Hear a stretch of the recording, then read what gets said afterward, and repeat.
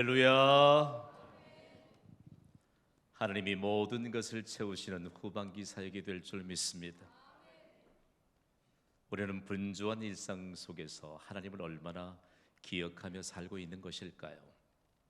중요한 것은 매 순간 하나님을 잊지 않고 기억하는 자가 복 있는 인생을 삽니다. 어떤 그리스도인은요, 자신의 휴대폰에 30분마다 알람을 설정해 놓았습니다. 30분마다 알람 소리가 들리면 그 소리를 듣고 함께 하시는 하나님을 기억하기 위해서입니다. 경신교회 성도들은 요즘 휴대폰에 오전 9시 그리고 낮 12시 오후 3시에 알람을 설정하고 하나님을 기억하는 성도들이 많습니다. 무엇 때문이지요? 분주한 일상 속에서도 3300 비전을 이룰 153 기도를 들으시고 응답하시는 하나님을 기억하기 위해서입니다. 하나님이 교회를 세우셨음을 믿습니까? 이 교회를 왜 세우셨을까요? 매 순간 하나님을 잊지 않고 기억하는 축복의 진원지가 되도록 교회를 세우셨습니다. 기독교 역사 가운데는요, 담임 목사가 성도들과 함께 매 순간 하나님을 잊지 않고 기억하는 이 신앙을 실천했던 교회가 있습니다. 영국에 세워졌던 태버너클 처치, 영국이 나간 영적 거장인 찰스 스펄전 목사가 담임했던 교회입니다. 찰스 스펄전 목사가 성도들과 함께 매일 실천했던 그 감사의 고백을 우리 함께 읽었으면 좋겠어요. 함께 읽습니다. 시작. 감사는 감사를 부르고 불평은 불평을 부른다. 희미한 별빛을 보고 감사하면 별빛보다 더 밝은 달빛을 주시고, 달빛을 보고 감사하면 달빛보다 더 밝은 햇빛을 주시고, 햇빛을 보고 감사하면 햇빛보다 더 밝은 천국을 주신다. 아멘. 스포천 목사가 성도들과 함께 매 순간 하나님을 기억하면서 감사를 실천할 수 있었던 근거는 무엇입니까, 여러분? 하나님이 만드신 해와 달과 그리고 무수한 별들을 보면서 밤낮으로 일하시는 하나님의 진리를 깨달았기 때문입니다. 해와 달과 별들을 하나님이 만드셨음을 믿습니까? 왜 이렇게 반응이 신통찮아요? 해와 달과 별들을 하나님이 만드셨음을 믿습니까? 해와 달과 별들을 만드신 하나님께서 우리에게 강력하게 말씀하시는데, 하나님이 말씀으로 드러나지 않았던 거대한 공간인 궁창을 드러나게 하셨어요. 이것을 하나님이 하늘이라고 부르셨습니다. 여러분 생각해 봐요. 지금 하늘은 빈 공간이 아닙니다. 그런데 이 하늘의 궁창을 하나님이 넷째 날에 다시 말씀으로 가득 채우십니다. 무엇으로 채우셨을까요? 오늘 본문 창세기 1장 14절을 우리 힘있게 읽습니다. 시작. 하나님이 이르시되 하늘의 공창에 광명체들이 있어 낮과 밤을 나뉘게 하고 그것들로 징조와 계절과 날과 해를 이루게 하라. 아멘. 그렇다면 하나님이 거대한 공간인 하늘의 궁창을 채우신 광명체는 도대체 무엇일까? 오늘 본문 창세기 1장 16절은 명확하게 이렇게 기록하고 있어요. 함께 읽어볼까요? 시작. 하나님이 두 큰 광명을 만드사 큰 광명으로 낮을 주관하게 하시고 작은 광명으로 밤을 주관하게 하시며 또 별들을 만드시고. 다시 묻습니다. 하나님이 해와 달과 별들을 만드셨습니다. 이 사실을 믿습니까? 이 믿음이 왜 중요할까라고 하는 것입니다. 하나님이 말씀으로 해와 달과 별들을 창조하셨는데 그대로 내버려 두지 않습니다. 하나님은 말씀으로 해와 달을 창조하시며 말씀으로 지금까지 붙들고 계십니다. 어젯밤에 잠 못 이루신 분 계세요? 해가 떨어지면 어떨까? 달이 떨어지면 큰일인데, 별 하나가 쿵 우리 집 지붕 위에 떨어지면 큰일인데, 그러면서 잠 못 이루고 계세요 혹시? 생각해봐요. 하나님은 해와 달과 별들을 만드시고 말씀으로 붙들고 계십니다. 오늘 그렇다면 우리에게 있어서 하나님이 해와 달과 별들을 만드시면서 징조를 보여주시거든요. 징조가 뭘까 여러분? 큐티하는 교회인 경신교회 성도님들은 징조하면 하나님이 보여주시는 사인이다, 이게 표적이다, 분명하게 볼 수 있는 것이다 생각으로 짐작한 게 아니고 하나님이 해와 달과 별을 통해서 무엇을 보여주시는가 명확한 거지요. 여러분, 뜨거운 열을 발산하는 태양을 보십시오. 아무리 풍요롭고 기름진 땅이라 할지라도 1년 365일 뜨거운 햇빛만 내리쬐면 사막이 되고 말아요. 그러면 사람들은 그 현실 앞에 무엇을 두려워하게 될까요? 뜨거운 열을 내리쬐는 해를 두려워하게 됩니다. 그리고 해를 신으로 숭배하게 되죠. 이것이 우상 숭배의 시작입니다. 그러나 여러분, 해를 만드시고 주관하시는 분은 하나님이신 줄 믿습니다. 그 징조를 통해서 하나님을 더 알아가는 것이죠. 그리고 하나님을 더 가까이 하게 될 때 그 징조가 하나님을 가까이 할 수 있는 귀중한 방편이 돼서 우리를 복된 인생으로 이끌어주는 줄 믿습니다. 여러분, 요즘 TV 보면 뉴스 채널을 통해서 굳이 일기예보를 보지 않아도 우리 손안에 스마트폰이 있잖아요. 그렇지요? 일기예보가 어디로부터 시작되는 줄 아세요 여러분? 해와 달과 별들의 징조를 보면서 하나님이 무엇을 우리에게 안겨주시기 원하시느냐, 해와 달과 별들의 변화를 보면서 하나님께서 모든 것을 미리 대비할 수 있는 지혜의 문을 열어주셨습니다. 일기예보는 거기서부터 시작이 된 거예요. 과학적으로 접근하지 마세요. 하나님이 태풍의 진로를 바꾸시는데 그거 어떻게 증명할 거예요? 아멘도 안 하세요? 하나님이 태풍의 진로마저도 바꾸십니다. 하나님이 무서운 홍수마저도 지나가게 하시는 놀라운 능력을 베푸십니다. 하나님이 해와 달과 별들을 통해서 우리에게 그 징조를 보여주시면서 미리 대비하게 하십니다. 가뭄도 대비하고요. 그러면서 전능자가 누구이신가, 하나님이신 것을 알게 하시는 것이지요. 오늘 우리에게 있어서요, 하나님이 해와 달과 별들을 통해서 분명하게 말씀하신 이 말씀을 들어야 해요. 하나님이 낮을 밝히는 광명체, 그게 뭐지요? 해죠, 해. 밤을 밝히는 광명체는요, 하나님 달이지요. 그런데 별들에 대해서 말씀하시면서 별들에 대해서 아무 말씀도 안 하세요. 그래서 일단 저도 해와 달이 가진 세 가지 기능을 함께 좀 살펴보려고요. 하나님의 해와 달에게 세 가지 기능을 주셨습니다. 먼저는 낮과 밤을 나누는 일입니다. 낮과 밤은 주님 다시 오실 때까지, 인류의 멸망 때까지 하나님이 그 질서를 유지하심을 여전히 나타내 주실 줄 믿습니다. 변함없는 하나님은 창조 질서를 유지시키면서 하나님이 얼마나 전능하신 분인가를 나타내 주세요. 다음으로는 해와 달을 통해서 시간의 흐름을 관리하는 일에 대한 목적을 부여하셨습니다. 생각해 보세요. 해와 달을 통해서 계절이 계속적으로 반복됩니다.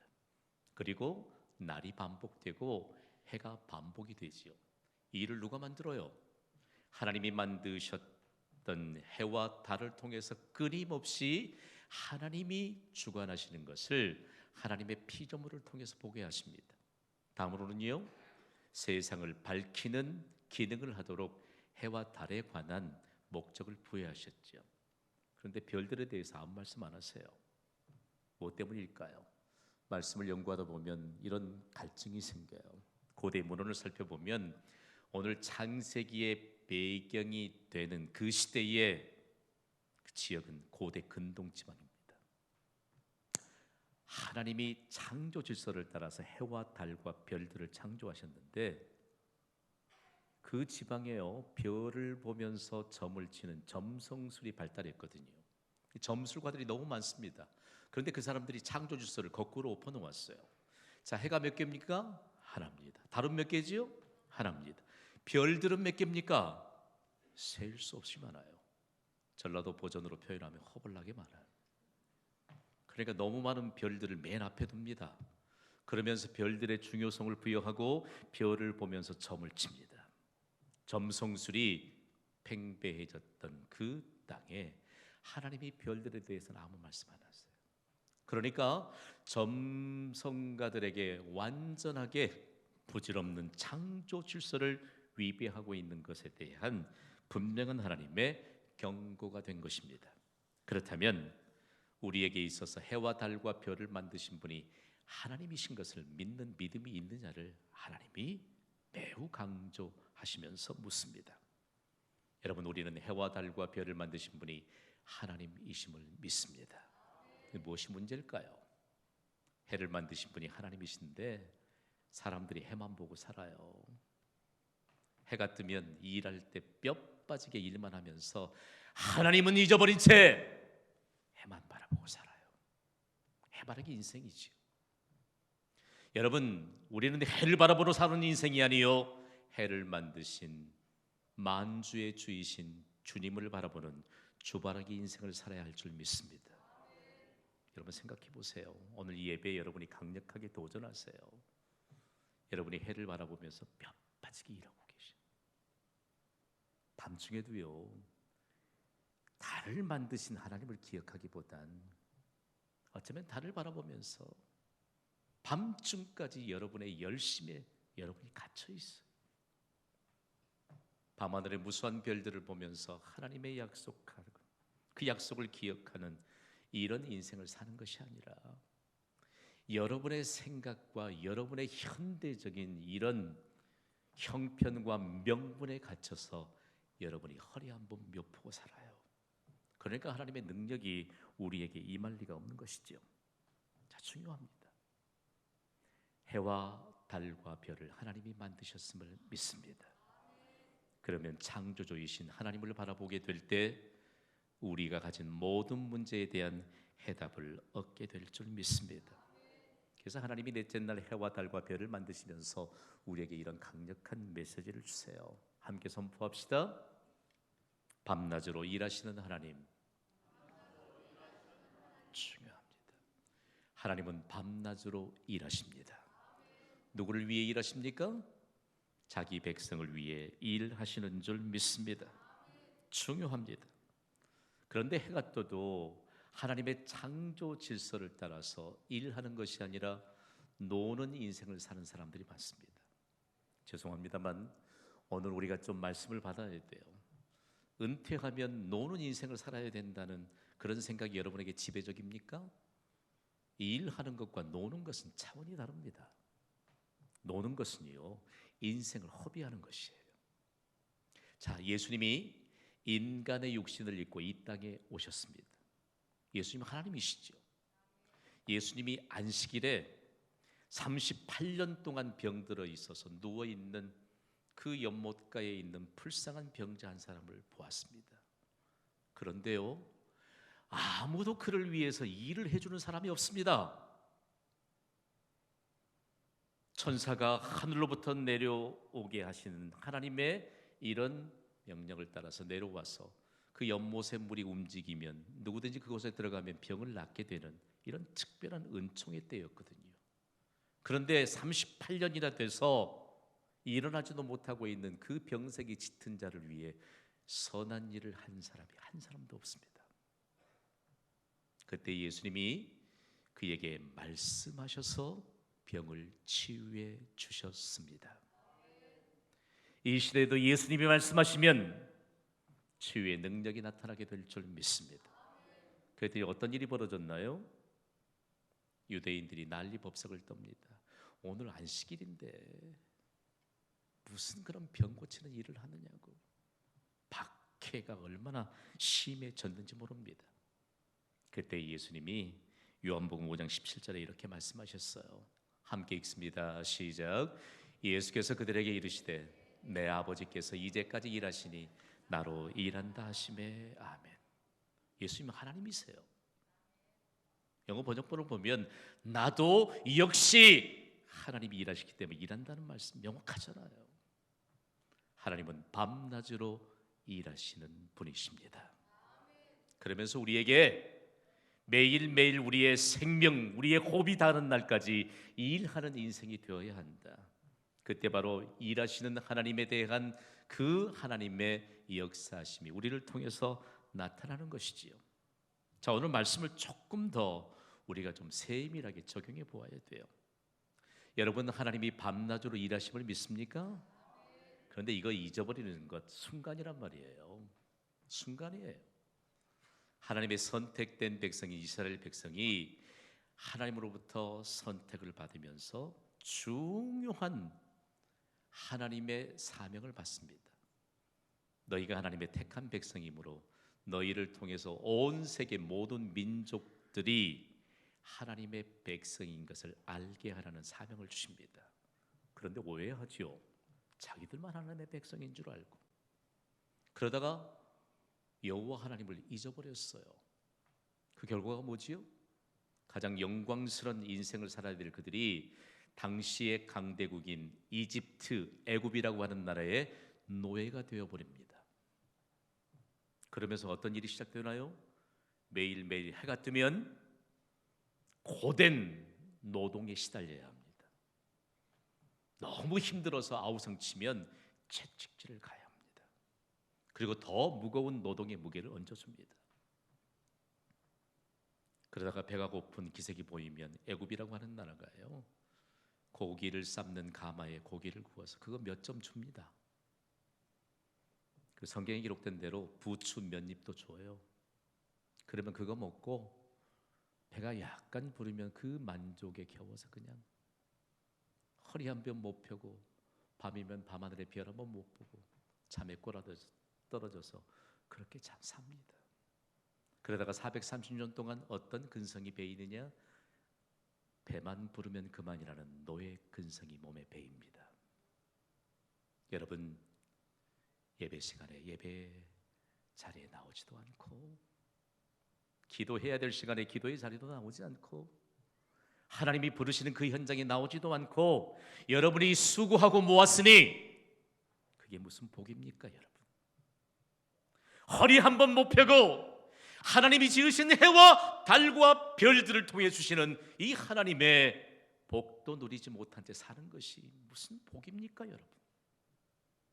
430년 동안이나 허리 한번 못 펴던 그 인생들이 겨우 조상적부터 섬겼던 하나님을 기억하기 시작합니다.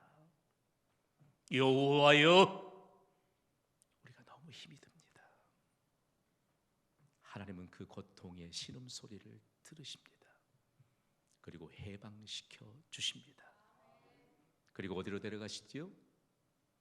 호화로운 궁궐인가요? 다른 교회 성도님들이 너무 많이 오셨네. 농사도 지을 수 없고 인간의 의지로는 살아갈 수 없고 낮에는 너무 태양빛이 장렬하고 밤에는 너무 추워지고 그리고 밤에는 사랑온 맹수들이 달겨들어서 사람의 의지로는 살아갈 수 없는 광야로 인도하십니다. 인도함을 받고 첫날 밤을 맞이했더니 가족들이 볼 게 아무것도 없어요. 돌멩이만 굴러다녀. 누워서 밤하늘을 보았더니 무수한 별들이 반짝거립니다. 반짝거려요. 그때 잊어버렸던 그 하나님을 겨우 생각할 즈음 하나님이 그들을 위해 일하십니다. 아무것도 없어요. 아침에 해가 떠봐야 먹을 게 없어요. 해 뜨기 전 하나님이 생명의 양식, 종합영양식인 만나를 내려주십니다. 그런데 여러분, 해가 떠오르기 시작하면 햇빛에 그게 다 녹아져 없어져 버립니다. 창조 질서의 역행에서 여러분이 계속해서 살기를 고집한다면 여러분은 영원한 생명을 누릴 수 있는 천국의 이 복을 이 땅에서 누리지 못합니다. 그 위험한 일 아니겠어요, 여러분? 하나님이 오늘 우리에게요, 여러분이 무엇 때문에 허리 한 번 펴지 못하고 여러분의 삶의 현장에서 하나님이 복 주셨는데도 그것이 하나님이 주신 복이 아니라 내가 수고하고 내가 하나님 앞에 나가는 모든 것 다 제거하면서도 이것이 복인 줄 알고 인간의 교만이 하나님 앞에까지 치솟는 이 시대의 현대인들을 향해 하나님이 깨우쳐 주십니다.